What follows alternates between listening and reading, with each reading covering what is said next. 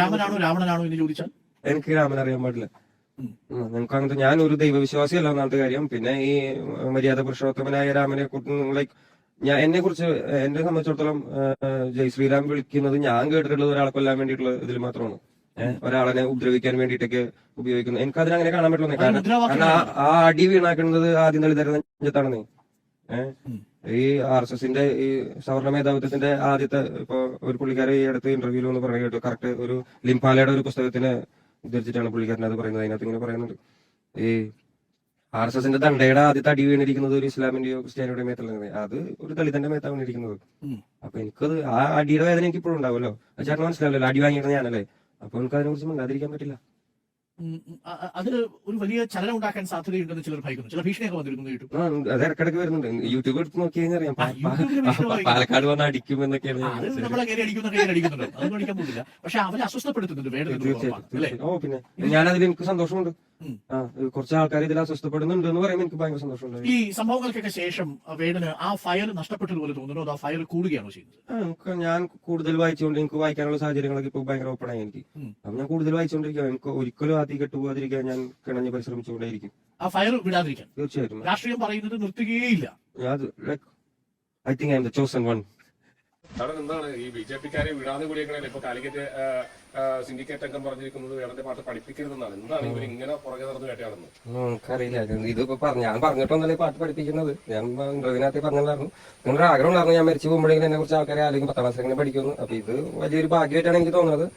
ഇതിലിപ്പോ പാട്ട് പിള്ളേരെ പഠിപ്പിക്കാതിരിക്കുകയോ ചെയ്ത് കഴിഞ്ഞാലും യൂണിവേഴ്സിറ്റിയിൽ ഇത് പഠിപ്പിക്കാതിരുന്നാലും പിള്ളേർക്ക് എത്തിപ്പെടാൻ പറ്റുന്ന ഒരു മേഖലയിലാണല്ലോ പാട്ട് കിടക്കുന്നത്. പാട്ട് അവിടെ തന്നെയുണ്ട്. പാട്ട് ആർക്ക് വേണമെങ്കിൽ എപ്പോഴും യൂട്യൂബിലോ ബാക്കിയുള്ള സ്ട്രീമിംഗ് പ്ലാറ്റ്ഫോമിലൊക്കെ പോയി പാട്ട് കേൾക്കാം. അപ്പൊ പാട്ട് പഠിപ്പിച്ചാലും നിങ്ങളുടെ കാര്യം പാട്ട് കേൾക്കുമ്പോൾ എന്തായാലും ഇത് വേടന്റെ നിലപാടിനോടുള്ള ഒരു പകപോക്കലായിട്ട് തന്നെയാണ് കാണുന്നത്. തീർച്ചയായിട്ടും നമ്മളൊരു കാര്യം ഒരുപാട് ആൾക്കാർ ഇപ്പൊ പറയാൻ മടിക്കുന്ന കാര്യം നമ്മൾ വന്ന് പറയല്ലേ. അപ്പൊ എനിക്ക് തോന്നുന്നത് എന്റെ നിലപാടിനെതിരായിട്ട് നടക്കുന്ന കാര്യമായിട്ട് തന്നെയാണ്. എന്താണ് ഇത്തരക്കാരോടൊക്കെ വേടന് പറയാനുള്ളത്? ഞാൻ എന്റെ ജോലി നിർത്താൻ തീരുമാനിച്ചിട്ടില്ല. ഞാൻ ഇതെന്റെ പണിയാണ്. ഞാൻ ചെയ്യുമ്പോൾ എനിക്ക് രാത്രി നല്ലോണം കിടന്ന് ഉറക്കം വരുന്നുണ്ട്. ഞാൻ ജോലി തുടർന്നുകൊണ്ടേയിരിക്കും. വേടൻ നന്നായി ഉറങ്ങുന്ന സമയത്ത് സംഘികളിൽ പല ആളുകളും ഉറക്കമുളച്ച് കമന്റ് ഇട്ടുകൊണ്ടിരിക്കുകയാണ്. ഇതിന്റെ കമന്റ് ബോക്സിലേക്കൊക്കെ പോയി കഴിഞ്ഞാൽ ബഹുക്കേമം തന്നെ. നാളെ ഏതെങ്കിലും യൂണിവേഴ്സിറ്റിയിൽ വേടനെ കുട്ടികളെ പഠിപ്പിക്കാനും വിടണം, കുട്ടികൾക്ക് ക്ലാസ് എടുക്കട്ടെ. രാജു തുറവൂർ ചാവടി ഈ ഒരു കമന്റ് ഇട്ട് മന്ദസ്മിതം തൂകിയ സമയത്ത് ഈ ഒരു ടോപ്പിക്കുമായിട്ട് വലിയ ബന്ധമൊന്നുമില്ലാത്ത ഒരു കാര്യത്തെക്കുറിച്ചിട്ട് പറയാനായിട്ട് തോന്നുകയാണ്. കാലങ്ങളായിട്ട് ചുമന്നുകൊണ്ട് നടക്കുന്ന ജാതി ബോധത്തിൻ്റെ ആ ഒരു വിഴുപ്പിൽ നിന്നിട്ടാണ് നമുക്ക് ഇങ്ങനെയുള്ള ചില ആദികളൊക്കെ വരുന്നത്. ആരാണ് കുട്ടികളെ പഠിപ്പിക്കേണ്ടത്, കുട്ടികളെ പഠിപ്പിക്കുന്നിടത്ത് ആരെയാണ് അടിപ്പിക്കേണ്ടത് എന്നുള്ള ചില ചിന്തകളൊക്കെ ഒരു കാലത്തൊക്കെ അങ്ങനെ ആയിരുന്നല്ലോ. ജാതി തട്ടിൻ്റെ ഏറ്റവും മുകളിലുള്ള ഒരു കൂട്ടം ആളുകൾ, വളരെ ചെറിയൊരു മൈനോറിറ്റി മാത്രം വിദ്യ ഒരു കൂട്ടം ആളുകൾക്ക് പറഞ്ഞു കൊടുക്കുന്നു, ചില ആളുകൾക്ക് അത് കിട്ടുന്നു. വേറെ ഒരാളെയും വിദ്യ അഭ്യസിപ്പിക്കാനായിട്ടോ അല്ലെങ്കിൽ അഭ്യസിക്കാനായിട്ടോ നമ്മൾ തിരഞ്ഞെടുത്തിരുന്നില്ല. പിന്നീട് നമ്മൾ അതിൻ്റെ ഒരു തുടർച്ചയാണ് ഇങ്ങനെ ചെയ്തുകൊണ്ട് പോയിക്കൊണ്ടിരുന്നത്. ഇങ്ങനെ ഒരു സ്ട്രിക്റ്റ് ആയിട്ടുള്ള സിലബസ്, അത് ഫോളോ ചെയ്ത് ഉള്ള ഒരു പാഠ്യപദ്ധതി, അത് കുറേ ആളുകൾ വന്ന് പഠിക്കുന്നു, ചിലർക്കൊക്കെ എന്തെങ്കിലുമൊക്കെ കിട്ടുന്നു, ചില ആളുകൾ അവരുടെ സ്കില്ലുകൾ വെച്ചിട്ട് മുന്നോട്ടേക്ക് പോകുന്നു. നരേന്ദ്രമോദി നേരിട്ടിറങ്ങി പ്രൊമോട്ട് ചെയ്ത സ്കിൽ ഇന്ത്യ പോലുള്ള ഒരു പരിപാടിയൊക്കെ തുടങ്ങിയിട്ട് അധികം കാലമൊന്നും ആയില്ല. സ്കിൽ ഇന്ത്യ പരിപാടിയിലാണ് അങ്ങനെ നമ്മൾ ഒരു കൂട്ടം ആളുകൾ ഒരു കൂട്ടം സാധനം മാത്രം പഠിപ്പിച്ചാൽ പോരാ, ചില സ്കില്ലുകൾ പഠിപ്പിക്കണം എന്നൊക്കെ ഉള്ളത് ഇങ്ങനെ ജനങ്ങളിലേക്ക് ബോധവൽക്കരണമായിട്ട് കൊടുത്തത്. ബേസിക്കലി ഇപ്പോൾ വേടനും കുട്ടികൾക്ക് ക്ലാസ് എടുക്കാം. എന്തിൽ ക്ലാസ് എടുക്കാം? വേടൻ അറിയാവുന്ന കാര്യങ്ങളിൽ ക്ലാസ് എടുക്കാം. അത് അദ്ദേഹത്തിൻ്റെ സംഗീത ശാഖയുമായി ബന്ധപ്പെട്ട ഒരറിവാണെന്നുണ്ടെങ്കിൽ അതും റിസീവ് ചെയ്യാൻ പറ്റുന്ന രീതിയിലേക്ക് വിദ്യാർത്ഥികളെ നമ്മൾ മാറ്റിയെടുത്തിട്ടുണ്ട്. അങ്ങനെ ഒരു സിസ്റ്റം നിലവിലുണ്ട്. അതുകൊണ്ട് തന്നെ വേടനല്ല ആരാണെങ്കിലും ഒരു വിദ്യ അല്ലെങ്കിൽ ഒരു കഴിവ്, ഒരു ടാലൻറ്റ് പറഞ്ഞു കൊടുക്കാനായിട്ട് കയ്യിലുണ്ട് എന്നുണ്ടെങ്കിൽ ഇന്നത്തെ കാലത്ത് നമ്മളതൊക്കെ സ്വാഗതം ചെയ്യുന്നുണ്ട്. അതുകൊണ്ട് തന്നെ ഇന്നത്തെ കാലത്ത് ഇമാതിരി വിഡ്ഢിതരം പറഞ്ഞിട്ട് മന്ദസ്മിതം തൂകാതിരിക്കുക. അതിൻ്റെ താഴെ ആ ഒരു കമൻറ്റിനോട് അനുകൂലിച്ച് കുറേയധികം വലിയ ടീമുകളൊക്കെ വന്നിട്ടുണ്ട്. ഇവനെ കണ്ടാൽ അറിയാം ഒരു സംസ്കാരവുമില്ലാത്ത കഞ്ചാവ് പൊളിയാണെന്ന്. അവനെക്കുറിച്ച് വരും തലമുറ പാഠപുസ്തകങ്ങളിൽ പഠിക്കണമെന്ന് ആഗ്രഹം കേരളീയരുടെ ഒരു ഭാഗ്യം, അല്ലാതെ എന്ത് പറയാൻ.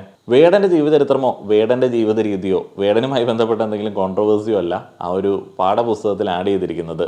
അതൊരു താരതമ്യ പഠനത്തിൻ്റെ സാധ്യത ഉപയോഗിച്ചു എന്നുള്ളതേ ഉള്ളൂ. അത് വിദ്യാഭ്യാസ വിദഗ്ധർ അതിൻ്റെ സാധ്യത കണ്ടെത്തി ആഡ് ചെയ്തതാണ്. അതുമായി ബന്ധപ്പെട്ടൊരു ന്യൂസ് വേണമെന്നുണ്ടെങ്കിൽ തീരെ തലയിൽ കയറാത്ത ആളുകൾക്ക് വേണ്ടി പ്ലേ ചെയ്തേക്കാം. കാലിക്കറ്റ് യൂണിവേഴ്സിറ്റി BA മലയാളം പേപ്പറിന്റെ 4ാം സെമസ്റ്ററിലാണ് വേടന്റെ പാട്ടും കൂടി ഇടം പിടിച്ചിരിക്കുന്നത് എന്നുള്ളതാണ് ഏറ്റവും പ്രധാനപ്പെട്ട കാര്യം. കലാപഠനം, സംസ്കാര പഠനം എന്നിവയിൽ താരതമ്യ പഠനത്തിന്റെ സാധ്യതകൾ എന്ന നിലയിലാണ് വേടന്റെ പാട്ട് കൂടി സർവകലാശാല ഉൾപ്പെടുത്താൻ വേണ്ടി തീരുമാനിച്ചിരിക്കുന്നത്.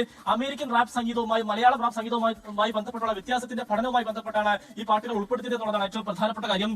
ഭൂമി ഞാൻ വാഴുന്നിടം എന്ന വേടന്റെ പാട്ടും മൈക്കിൾ ജാക്സന്റെ ദേ ഡോണ്ട് കെയർ അസ് എന്ന പാട്ടുമാണ് ഈ താരതമ്യ പഠനത്തിന്റെ ഭാഗമായി ഈ പഠിക്കുന്നത് എന്നുള്ളതാണ് ഏറ്റവും പ്രധാനപ്പെട്ട കാര്യം. ഇതൊരു മേജർ പേപ്പർ അല്ല, മലയാളത്തിലെ ഒരു മൈനർ പേപ്പറാണ്. അതുകൊണ്ട് തന്നെ BA മലയാളം പഠിപ്പിക്കുന്ന കോളേജുകളിൽ പ്രധാനപ്പെട്ട വിഷയത്തോടൊപ്പമുള്ള മൈനർ പേപ്പറിലാണ് ഈ ഒരു പാട്ടും കൂടി പഠിക്കേണ്ടതായിട്ടുള്ളത് എന്നുള്ളതാണ് ഏറ്റവും പ്രധാനപ്പെട്ട കാര്യം. എല്ലാ വിദ്യാർത്ഥികൾക്കും ഇത് പഠിക്കേണ്ടി വരില്ല, മറിച്ച് വേടന്റെ പാട്ടിനോടൊപ്പം തന്നെ മറ്റു ഓപ്ഷൻസും കൂടിയുണ്ട്. അതുകൊണ്ട് തന്നെ അത് സെലക്ട് ചെയ്ത് താല്പര്യമുള്ള കുട്ടികൾക്ക് ഈ വേടന്റെ പാട്ട് കൂടി പഠിച്ചാൽ മതി എന്നുള്ളതാണ് ഏറ്റവും പ്രധാനപ്പെട്ട കാര്യം. ഒരു വിമർശനം കൂടി ഉൾപ്പെടുത്തിയുള്ള ഒരു വേടന്റെ പാട്ടാണ് ഇത് എന്നുള്ളതാണ് ഏറ്റവും പ്രധാനപ്പെട്ട കാര്യം. പ്രത്യേകിച്ച് ഭൂമി അതിന്റെ അവകാശികൾക്ക് നൽകണം എങ്ങനെ തുടങ്ങിയ പ്രതിഷേധങ്ങൾ അടിച്ചമർത്തരുത്, അവർ പ്രതിഷേധത്തെ കേൾക്കണം തുടങ്ങിയ കാര്യങ്ങളൊക്കെ തന്നെയാണ് ഈ പാട്ടുമായി ബന്ധപ്പെട്ട് വേടൻ ആ പാട്ടിലൂടെ ഉയർത്തുന്നത്. ജേർണലിസ്റ്റുകൾ, എഴുത്തുകാർ, കലാകാരന്മാർ, ചില പാട്ടുകാർ എന്നിങ്ങനെ പല വിഭാഗങ്ങളിലുള്ള പല ആളുകളെയും സംഘപരിവാറുകാർക്ക് തീരെ ഇഷ്ടമില്ല.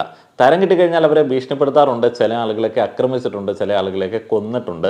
ആ ഒരു വാർത്തകളൊക്കെ നമ്മൾ കേട്ടിട്ടുണ്ട്. അതുകൊണ്ട് തന്നെ വേടന്റെ പിറകെ ഇങ്ങനെ ആക്രമിക്കാനായിട്ട് കൂടി അടുക്കുന്ന സംഘപരിവാറുകാരെ കുറിച്ചിട്ടും അത്ഭുതപ്പെടാനൊന്നുമില്ല. സംഘപരിവാറുകാരും സംഘപരിവാർ അനുകൂല മാധ്യമങ്ങളും അവരുടെ സ്തുതിപാഠകരും അതേപോലെ തന്നെ പാലത്തേൽ കയറി ഇങ്ങനെ നടക്കുന്ന സമയത്ത് രാമ പാടുന്ന ഷാജന്മാരും ഒക്കെ ഇപ്പോൾ വേടന്റെ പിറകെയാണ്. അപ്പോൾ അതിൽ ഒരു ഷാജൻ ഇട്ട വീഡിയോയുടെ ഒരു ഓഡിയോ ഞാൻ ഇവിടെ ഒന്ന് കേൾപ്പിക്കാം. അത് ഒരു തരം പെയ്ഡ് വർക്കാണ്, അല്ലെങ്കിൽ ആരെയൊക്കെയോ പ്രീതിപ്പെടുത്താൻ വേണ്ടിയുള്ള ഒരു സ്തുതി പാടലാണ്. വേടൻ ഇങ്ങനെ ചെയ്യാൻ പാടില്ല, വേടന് രാമനെ അറിയില്ലേ, ഷാജന് രാമനെ അറിയാവോ എന്ന് തിരിച്ചു ചോദിച്ചു കഴിഞ്ഞാൽ ഷാജനും വലിയ കാര്യമായിട്ട് രാമനെ ഒന്നും അറിയില്ല. രാമനെ അറിയേണ്ടത് കാലഘട്ടത്തിൻ്റെ ആവശ്യമാണ്. രാമൻ എന്ന് 2 തവണ പറഞ്ഞു കഴിഞ്ഞാൽ കുറേയധികം ആളുകൾക്ക് പുളകം കൊള്ളും. ആ ഒരു പുളകത്തിൻ്റെ അടിസ്ഥാനത്തിൽ 10 ആളുകൾ ചേർന്ന് നിൽക്കും, ഒരു സപ്പോർട്ട് കിട്ടും എന്നുള്ളൊരു ചിന്ത കൊണ്ടാണ് ഇപ്പോൾ ഉള്ള പല രാമ പാടലുകളും. ആ ഒരു ഓഡിയോ ഞാൻ കറക്റ്റ് കേൾപ്പിക്കാം. അപ്പോൾ അതിൻ്റെ ഒരു തമ്പനയിൽ രാമനെ അറിയില്ലെന്ന് പറഞ്ഞാൽ വേടന് ഒരു ദിവസത്തെ കൂലി 15 ലക്ഷം, രാമനെ അറിയില്ലെന്ന് പറഞ്ഞാൽ വേടന് 15 ലക്ഷം കിട്ടും എന്ന് തമ്പനയിൽ ഇട്ട് കഴിഞ്ഞാൽ ഷാജൻ എത്രയാണ് കൂലി? അങ്ങനെ കൂലിക്ക് വേണ്ടിയും പ്രീതിപ്പെടുത്താൻ വേണ്ടിയും ചെയ്യുന്ന ഒരു പ്രത്യേകതരം മാധ്യമ പ്രവർത്തനം. ഈ ഒരു വീഡിയോ, അതിൻ്റെ ഓഡിയോ ഞാൻ ജസ്റ്റ് ഒന്ന് കേൾപ്പിക്കാം. ആ ഒരു ഓഡിയോയിൽ പ്രത്യേകിച്ച് ഒരു സംഗതിയില്ല.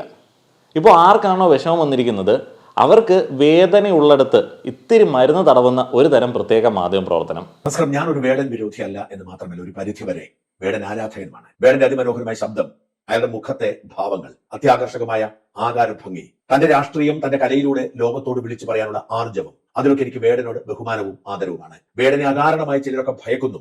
അതുകൊണ്ട് അനാവശ്യമായി വേടന്റെ പിന്നാലെ നടന്ന് വേടൻ വിമർശനങ്ങൾ നടത്തുന്നു എന്നാണ് ഞാൻ മനസ്സിലാക്കുന്നത്. വേടന് വലിയ ജനപിന്തുണ അല്ലെങ്കിൽ ഇൻഫ്ലുവൻസ് ഉണ്ട്. ഒരുപക്ഷെ നമ്മുടെ നാട്ടിൽ ഇന്ന് ജീവിച്ചിരിക്കുന്ന നമ്മുടെ കൗമാരത്തെ സ്വാധീനിക്കാൻ വേടനെ പോലെ കഴിവുള്ള മറ്റൊരാൾ ഉണ്ടായെന്ന് വരില്ല. വേറൊരാളും ഇല്ല എന്നതാണ് വാസ്തവം. സിനിമയിലോ സാഹിത്യത്തിലോ രാഷ്ട്രീയത്തിലോ ഒന്നും വേടനെ പോലെ സാധാരണക്കാർക്കിടയിൽ സ്വാധീനമുണ്ടാക്കാൻ മറ്റാർക്കും കഴിഞ്ഞിട്ടില്ല. വേടനെ ചെറുതായി കാണരുത്. വേടൻ ഈ സമൂഹത്തിന്റെ കൃത്യമായ അടയാളപ്പെടുത്തലാണ്. വേടനെ അംഗീകരിക്കുകയും ആദരിക്കുകയും ചെയ്യണം എന്ന് വിശ്വസിക്കുന്നു. വേടനെ കൗമാരക്കാർക്കിടയിലേക്ക് പ്രതിഷ്ഠിക്കുക, അങ്ങനെ വേടന്റെ പ്രസക്തി വർദ്ധിപ്പിക്കുക എന്ന സർക്കാരിന്റെ ഗൂഢാലോചനയുടെ ഭാഗമായിരുന്നു കഞ്ചാവ് കേസിലെ അറസ്റ്റും തുടർന്ന് വനം വകുപ്പിന്റെ ജാമ്യമില്ലാതെയുള്ള അറസ്റ്റും. കഞ്ചാവ് ഉപയോഗിക്കുകയും കൈവശം വയ്ക്കുകയും ഒക്കെ ചെയ്യുന്ന പല പ്രമുഖരെയും വെറുതെ വിടുന്ന സർക്കാർ വേടന്റെ പിന്നാലെ പോയത് അത് നിലനിൽക്കില്ല എന്ന് അറിഞ്ഞുകൊണ്ടാണ്. വേടന്റെ ആരാധകരെ സംബന്ധിച്ചിടത്തോളം അതൊരു അംഗീകാരമായിരുന്നു. കപടതയുടെ അങ്ങേയറ്റം. ആദ്യത്തെ ഒരു ഇൻട്രൊഡക്ഷൻ ഉണ്ടല്ലോ, അതിപ്പോൾ കോമൺ സെൻസ് ഉള്ള ആളുകൾക്ക് മനസ്സിലാവും പുള്ളിയുടെ റൂട്ട് എന്താണെന്നുള്ളത്. പക്ഷേ സംഘപരിവാറുകാർക്ക് അതുപോലും താങ്ങാൻ പറ്റില്ല. കാരണം ആദ്യത്തെ 2-3 വാക്യങ്ങളിൽ വല്ലാത്തൊരു പതപ്പിക്കലുണ്ട്. പതപ്പിക്കലിന് ശേഷം കൃത്യമായിട്ടൊരു വേർഡ് പുറത്തേക്ക് വരുന്നുണ്ട്, ഗൂഢാലോചന. ഗൂഢാലോചന എപ്പോഴാണ് ഉണ്ടാവുന്നത്? എന്തെങ്കിലും ചെയ്യരുതാത്ത ഒരു കാര്യം ചെയ്യുന്ന സമയത്താണ് ഗൂഢാലോചന ഉണ്ടാവുന്നത്. കൗമാരക്കാരുടെ അല്ലെങ്കിൽ ഇപ്പോഴുള്ള സമൂഹത്തിൻ്റെ അടയാളപ്പെടുത്തലാണ് വേടൻ എന്നൊക്കെ ആദ്യത്തെ വാക്യങ്ങളിൽ പറഞ്ഞ് ആദരിക്കപ്പെടേണ്ടവനാണ് എന്ന് പറഞ്ഞതിന് ശേഷം സർക്കാരിൻ്റെ ഗൂഢാലോചനയാണ് കൗമാരക്കാർക്കിടയിൽ വേടനെ പ്രശസ്തനാക്കുക എന്നൊക്കെ പറയുന്നതിൻ്റെ പിന്നുള്ള ഉദ്ദേശം എന്താണ്? റൂട്ട് എന്ന് പറയുന്നത് മറ്റേ മരുന്ന് വെക്കലാണ്, തിരുമ്മിക്കൊടുക്കലാണ്. കഞ്ചാവടിക്കുന്നതും ചോദ്യം ചെയ്യുന്നതും ലഹള ഉണ്ടാക്കുന്നതും ഒക്കെ മഹത്തായ സാമൂഹ്യ പ്രവർത്തനമാണ് എന്ന് കരുതുന്ന കൗമാരത്തെ സംബന്ധിച്ചിടത്തോളം അവരുടെ നേതാവായി വേടനെ പ്രതിഷ്ഠിക്കാനുള്ള അണ്ടർലൈനായി അടിവരയായി അത് മാറി. മാത്രമല്ല വനം വകുപ്പിന്റെ നീതിരഹിതമായ ഇടപെടലിലൂടെ കൗമാരക്കാർക്കപ്പുറത്തേക്ക് പൊതുസമൂഹത്തിലെ ഏറ്റവും പ്രധാനപ്പെട്ട ചർച്ചയും വേടനായി. ഞാനിപ്പോൾ കേൾപ്പിക്കുന്ന ഈ ശബ്ദരേഖയുടെ ഉടമ ഇവിടെയുള്ള കുറേയധികം വസന്തങ്ങൾ കാത്തിരിക്കുന്ന വാർത്തകൾ പടച്ചുവിടുന്ന ഒരു മാധ്യമ പ്രവർത്തകനാണ്. നിങ്ങൾക്കറിയാം, അപ്പോൾ അദ്ദേഹത്തിൻ്റെ സ്ഥിരമായിട്ടുള്ള ലൈനും അദ്ദേഹത്തിൻ്റെ പ്രേക്ഷകർ ഏറെ ആഗ്രഹിക്കുന്ന ഒരു രീതിയുമാണ് അവിടെ പുറത്തേക്ക് വരുന്നത്. കൗമാരക്കാർ എല്ലാവരും പ്രശ്നക്കാരാണ്, അവരെല്ലാം കഞ്ചാവ് ഒളികളാണ്. അപ്പോൾ അങ്ങനെയുള്ള ആളുകളുടെ നേതാവായി പ്രതിഷ്ഠിക്കാൻ വേണ്ടി സർക്കാർ ഒരു നാടകം കളിച്ചു. അപ്പോൾ മൊത്തത്തിൽ കൗമാരക്കാരെല്ലാം പ്രശ്നക്കാരാണ്, യങ്സ്റ്റേഴ്സ് എല്ലാം പ്രശ്നക്കാരാണ്, ഞങ്ങൾ കുറച്ച് അമ്മാവന്മാർ വസന്തങ്ങൾ മിടുക്കന്മാരാണ്, ഞങ്ങളുടെ വിശകലനങ്ങൾ കേട്ടോളൂ, ഞങ്ങൾ പാലസ്തീൻ ഇസ്രായേൽ യുദ്ധം വരുന്ന സമയത്ത് അവിടെ ഈ കൊഴുപ്പേകാൻ വേണ്ടി അതിനിടയിൽ വർഗീയവാദം പറയും. അതേപോലെ തന്നെ വേടന് രാമനെ അറിയില്ല എന്ന് പറയുമ്പോൾ അതിനിടയിൽ കൂടെ വേടനിട്ട് പണി കൊടുക്കാവുന്ന രീതിയിലേക്കുള്ള ചില കാര്യങ്ങൾ പറയും. സർക്കാർ വിമർശനം അതിൻ്റെ കൂടെ തന്നെ ഉണ്ട്. അതേപോലെ തന്നെ ഹിന്ദു മുസ്ലിം എന്നൊക്കെ ഞങ്ങൾ എപ്പോഴും പറയും. മുസ്ലിം സഹോദരങ്ങൾ, ഹിന്ദു സഹോദരങ്ങൾ എന്നൊക്കെ മാപ്പിളയായിട്ടുള്ള ഞാൻ പറയും. അപ്പോൾ അങ്ങനെയൊക്കെയുള്ള മതസൗഹാർദ്ദം ഞങ്ങൾ കൂടുതലായിട്ട് പുറത്തേക്ക് വയ്ക്കും.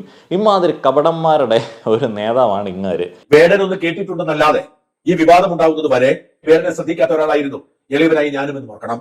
സർക്കാരിന് കൃത്യമായ അജണ്ട ഉണ്ടായിരുന്നു വേടനെ ഹൈലൈറ്റ് ചെയ്യാൻ. ഇതോടെ വേടൻ അടുത്ത ലെവലിലേക്ക് ഉയർത്തപ്പെട്ടു. സർക്കാർ ചടങ്ങുകളിലെ നിത്യ സ്മാരകമാവുകയും വേടൻ പാഠപുസ്തകത്തിൽ ഇടം പിടിക്കുകയും ചെയ്തു. ഇന്ന് കേരളത്തിൽ അങ്ങോളം ഇങ്ങോളം എല്ലാ ദിവസവും വേടന്റെ പരിപാടികളുണ്ട്. വേടന്റെ പരിപാടികളിൽ ആയിരക്കണക്കിന് ആളുകൾ തടിച്ചുകൂടുന്നു. പങ്കെടുക്കാൻ എത്തുന്ന പലരെയും അകത്ത് പ്രവേശിപ്പിക്കാൻ സംഘാടകർക്ക് കഴിയാറില്ല. കേരളത്തിന് പുറത്ത് തമിഴ്നാട്ടിലും വേടൻ തരംഗമായി തുടരുകയാണ്. തന്റെ ദളിത് സ്വത്വം ഉയർത്തിപ്പിടിച്ചുകൊണ്ടാണ് വേടൻ ഈ നേട്ടമെല്ലാം കൊയ്തത്. താൻ ദളിതനാണ്, അംബേദ്കറുടെ രാഷ്ട്രീയം പേറുന്നവനാണ്, അതുകൊണ്ട് തനിക്ക് അതിൽ അഭിമാനമുണ്ട് എന്ന് പറയുന്ന വേടൻ ആ ദളിത് സ്വത്വബോധം വ്യക്തമായി മാർക്കറ്റ് ചെയ്ത് സ്വീകാര്യനായി. ഇന്ന് വേടന്റെ ഒരു ഷോയുടെ നിരക്ക് എത്രയാണെന്ന് വേടൻ പോലും പരസ്യമായി ആരോടും പറയില്ല. ദളിത് സത്വബോധം മാർക്കറ്റ് ചെയ്തെങ്കിൽ മനസ്സിലാക്കേണ്ടത്, ഏതെങ്കിലും ഒരു കാര്യം മാർക്കറ്റ് ചെയ്യുന്ന സമയത്ത് ആളുകൾ അത് റിസീവ് ചെയ്യുന്നുണ്ട് എന്നുണ്ടെങ്കിൽ, ആളുകൾക്ക് അത് ഇഷ്ടപ്പെടുന്നുണ്ട് എന്നുണ്ടെങ്കിൽ, ആളുകൾ അതിനോട് ചേർന്ന് നിൽക്കുന്നുണ്ട് എന്നുണ്ടെങ്കിൽ അവിടെ ഒരു നീഡ് ഉണ്ടായിരുന്നു എന്നുള്ളതാണ് യാഥാർത്ഥ്യം. ആ ഒരു നീഡ് ഇപ്പോഴും ഈ ഒരു കാലത്തുണ്ട് എന്നുള്ളത് അംഗീകരിക്കലാണ് ഈ ഒരു വലിയ ജനശ്രദ്ധയും അതേപോലെ തന്നെ അദ്ദേഹത്തിൻ്റെ പാട്ടുകൾക്ക്, അദ്ദേഹത്തിൻ്റെ പ്രോഗ്രാമിന് കിട്ടുന്ന ഒരു സ്വീകാര്യതയും അത് ഒത്തിരിയധികം ആളുകൾക്ക് അവസരം ഉണ്ടാക്കുന്നുണ്ട്. പരിധി വെച്ചിട്ടുള്ള ആരാധനയാണ് ഷാജനുള്ളത്. പരിധിയില്ലാത്ത ആരാധന തോന്നുന്ന ആളുകൾക്ക് ആ ഒരു ആരാധന തോന്നിയത് സർക്കാരിൻ്റെ ഗൂഢ എന്തോ ഒരു തന്ത്രം കൊണ്ടാണ് എന്നുള്ളത് വരുത്തി തീർക്കലാണ് അങ്ങോരുടെ പണി. ഇനി ബാക്കി കേൾക്കാം. എനിക്ക് പരിചയമുള്ള കുറച്ചു പേർ വേടനെ UK കൊണ്ടുപോകാൻ ഒരു ശ്രമം നടത്തി. നേരത്തെ അവിടെ പോയി പബ്ബിലൊക്കെ പാടുകയും ആളുകളോടൊപ്പം പാട്ടുപാടി കൂട്ടുകൂടി നടക്കുകയും ചെയ്ത ആളാണ്. എന്നാൽ വേടൻ ഈ വിവാദം ഉണ്ടായതോടെ തന്റെ വിപണി മൂല്യം ഉയർന്നത് തിരിച്ചറിഞ്ഞ് ചോദിച്ചത് ഒരു സ്റ്റേജിന് 15 ലക്ഷം രൂപയാണ്. വേടനെ കൊണ്ടുപോകുമ്പോൾ ഒരു 3-4 സ്റ്റേജെങ്കിലും നടത്തേണ്ടി വരും. ഓരോ സ്റ്റേജിനും 15 ലക്ഷം രൂപ വീതം കിട്ടിയാലേ വേടൻ എത്തൂ എന്നാണ് പറഞ്ഞത്. കൂടാതെയാണ് വേടന്റെ ബിസിനസ് ക്ലാസ് ടിക്കറ്റും മറ്റു സൗകര്യങ്ങളും ചെയ്തു കൊടുക്കേണ്ടത്. വേടൻ അതിന് മറുപടിയായി പറഞ്ഞത്, അതിനേക്കാൾ നിങ്ങൾ തരുന്ന ഈ തുകയേക്കാൾ കൂടുതൽ ഇവിടെ നിന്ന് എനിക്ക് കിട്ടിക്കൊണ്ടിരിക്കുന്നു എന്നാണ്. ഇക്കാര്യത്തിൽ എനിക്ക് വേടനോട് അഭിമാനമേ സന്തോഷമേ ഉള്ളൂ. മലയാളത്തിലെ ഒരു കൊച്ചു കലാകാരൻ, അതുപോലെ ദളിത് കോളനി പശ്ചാത്തലത്തിൽ വളർന്നു വന്നൊരു കലാകാരൻ ഒരു ദിവസത്തേക്ക് 15 ലക്ഷം രൂപ കൂലി വാങ്ങുന്നത് പോലെ വളരുന്നത് ദളിത് സമൂഹത്തിനും കേരളീയ സമൂഹത്തിനും ഒരുപോലെ അഭിമാനകരമാണ്. ഈ 2 വാക്യങ്ങൾ കൃത്യമായിട്ട് കേട്ടോണം. ഈ ഉള്ളിലുള്ള ജാതിബോധം, സവർണ മനോഭാവം എന്നിവയൊക്കെ കറക്റ്റായിട്ട് പുറത്തേക്ക് വരുന്നത് ഇങ്ങനെയുള്ള ചില കാര്യങ്ങൾ പറയുന്ന സമയത്താണ്. ഒരുതരം തലോടൽ, ഒരുതരം ഇഷ്ടം, ഒരുതരം സ്നേഹം അപ്പോഴത്തേക്ക് വരും.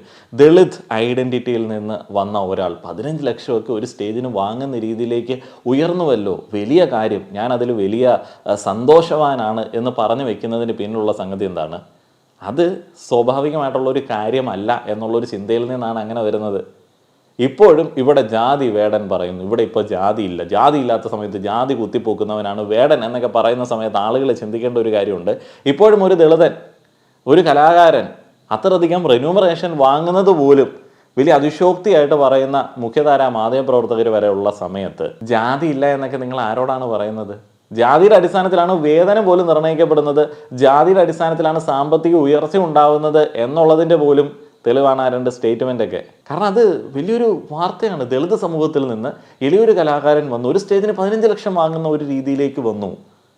ഇപ്പം വേറെ ഏതെങ്കിലുമൊക്കെ കലാകാരന്മാർ ദളിത് സമൂഹത്തിൽ നിന്നല്ല എന്നുണ്ടെങ്കിൽ, മുന്തിയ ജാതിക്കാരനാണെന്നുണ്ടെങ്കിൽ ഈ സ്റ്റേറ്റ്മെൻറ്റ് പുറത്തേക്ക് വരുമോ? ഇല്ല. കാരണം അത് സ്വാഭാവികമാണ്. അതെന്തുകൊണ്ടാണ് സ്വാഭാവികമാവുന്നത്? സ്ഥിരമായിട്ട് നമ്മൾ കണ്ടിരിക്കുന്ന അതാണ്. അത് കാണാത്ത കാലത്ത് വീണ്ടും ജാതി പറയുന്നു എന്നൊക്കെ പറയുന്നതിന്റെ അർത്ഥം എന്താണ്? എന്നാൽ ഈ ദളിത് രാഷ്ട്രീയം ഉയർത്തിപ്പിടിച്ചുകൊണ്ട് ദിവസക്കൂലിയായി 15 ലക്ഷം രൂപ വാങ്ങുന്ന വേടൻ കുറച്ചുകൂടി സത്യസന്ധത, നീതിബോധം തന്റെ നിലപാടുകളിൽ പുലർത്തണം. ദളിത് സ്വത്വബോധം ഉയർത്തിപ്പിടിക്കാം, അംബേദ്കറുടെ നിലപാടുകൾക്ക് വേണ്ടി ശബ്ദമുയർത്താം. എന്നാൽ ദളിതരെ സംരക്ഷിക്കുന്ന കുത്തകാവകാശം CPM-നും ഇടതുപക്ഷത്തിനുമാണെന്നും ഹിന്ദുക്കളും ഹിന്ദു ദൈവങ്ങളും ഒക്കെ ദളിത് വിരുദ്ധവും മനുഷ്യത്വ വിരുദ്ധവുമാണ് എന്ന് പറയുന്നത് കയ്യടിക്ക് വേണ്ടിയാണെങ്കിൽ കുഴപ്പമില്ല. ആത്മാർത്ഥമായി അത് വിശ്വസിച്ചാണെങ്കിൽ അങ്ങേയറ്റം ഖേദകരമാണ്. കഴിഞ്ഞ ദിവസം റിപ്പോർട്ടർ ചാനലിന് കൊടുത്ത അഭിമുഖത്തിൽ വേടൻ പറയുന്നു, ശ്രീരാമൻ എന്ന മര്യാദ പുരുഷനെ കുറിച്ച് താൻ ഒരിടത്തും കേട്ടിട്ടില്ല, വായിച്ചിട്ടില്ല. ജയ് ശ്രീറാം എന്ന് താൻ കേൾക്കുന്നത് കൊല്ലാനും കൊള്ള നടത്താനും വേണ്ടി മാത്രമാണെന്ന്. ലോകമെമ്പാടുമുള്ള ലക്ഷക്കണക്കിന് ഹിന്ദുക്കളുടെ ആരാധ്യ പുരുഷനാണ് ശ്രീരാമൻ. ശ്രീരാമന്റെ ജീവിതം അവർക്കൊക്കെ പ്രചോദനമാണ്. ശ്രീരാമൻ ആരെയും കൊല്ലാനോ കൊല്ലിക്കാനോ പഠിപ്പിച്ചിട്ടില്ല. ശ്രീരാമന്റെ മഹത്തായ വിജയം ഓരോ ഭാരതീയന്റെ വിജയമാണെന്നാണ് ഹിന്ദു വിശ്വാസികൾ കരുതുന്നത്. ആ ഹിന്ദു വിശ്വാസത്തിന്റെ നെഞ്ചിലേക്ക് ഇങ്ങനെ നിറയൊഴിക്കാൻ വേടനുണ്ടായ ധൈര്യം വേടൻ മറ്റൊരു മതത്തോട് കാണിക്കുമോ? ജയ് ശ്രീറാം വിളിച്ച് എത്ര കൊലപാതകങ്ങൾ നടന്നിട്ടുണ്ട് എന്ന് വേടൻ പറയണം.